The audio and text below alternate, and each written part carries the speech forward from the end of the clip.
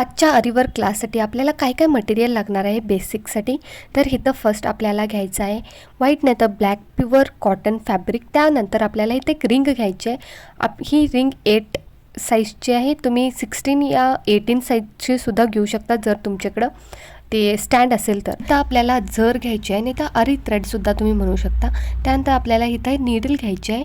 ही 0.4 mm ची needle आहे. त्यानंतर आपल्याला लागणार आहे कटर, नाहीतर तुमच्याकडे स्मॉल सीझर नाही तर मोठी सीझर असेल तरी सुद्धा चालेल. त्यानंतर आपल्याला इथे सिल्क थ्रेड घ्यायचे आहेत. सिल्क थ्रेड हे कोणत्यासुद्धा शॉपमध्ये भेटतं. त्यानंतर आपल्याला इथं शुगर बीट्स घ्यायचे आहेत.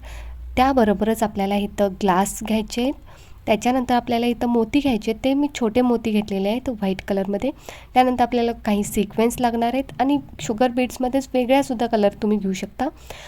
त्यानंतर आपण कटपाईपसुद्धा घेतलेला आहे. तर इतकंच मटेरियल लागणार आहे आपल्या बेसिक आरीवर्क क्लाससाठी. तर उद्यापासून आपलं प्रॅक्टिकल क्लास स्टार्ट होणार आहे. ते डे 2 म्हणून कन्सिडर करत येईल. तर त्यासाठी माझ्या चॅनलला लाईक करा, शेअर करा आणि सबस्क्राईब करा.